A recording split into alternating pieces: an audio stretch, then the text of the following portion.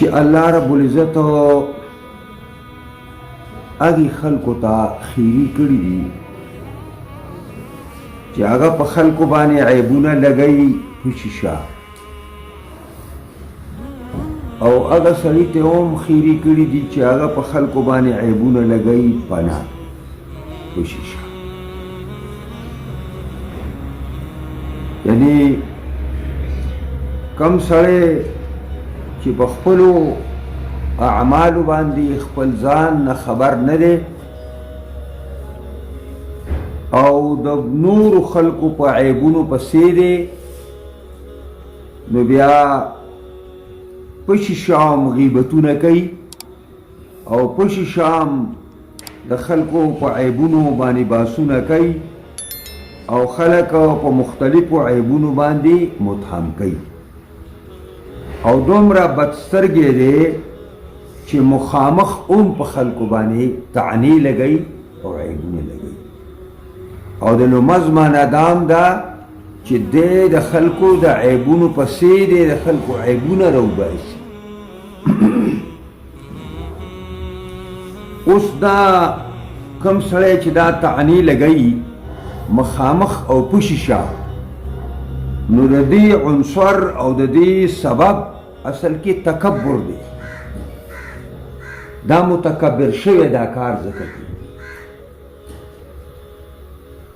او دا تکبر پکې ولې پیدا شوی دی جمع مالا وعدده دا تعنی چې څوک لګوي پشیشه او ښکارا د دې سبب تکبر دی پر انسان او د تکبر انسان هغه مالداری ده ناکاره مالداری ده ځکه قرآن وایي الذي جمع ماله وعدده دا همز لمز هغه سړی دی چې د مال را جمع کړی دی وعدده او ګرځولې ګرځوي دې لره عده یو ترجمه دا ده یعنی دې ګرځوي دې لره عده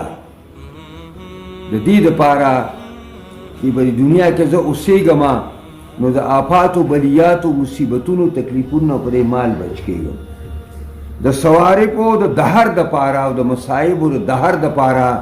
دا یو عده شماري او دا ځان سره حسابوي او دا یږدي مولانا شبیر احمد عثماني دوام لیکلي دي چې جمع ماله دا مال را جمع کی وعدده دا بیا بار بار شمیري وایي ځکه چې دا سرمایهدار چې دا مال را جمع کی او دا شماري او دې شمار کې وایي ځان له یو لذت هغوی ته حاصلي یو مزه ورته حاصلي او دا انتهایی د بخل وجه دی دا مال شماري چې هلکه څو پاتې شو څو ولګېد او چېرته دا پیسې بار بار شماري چېرته په کار خیر کې ونه لګي چېرته د الله د رضامندۍ دپاره ونه لګي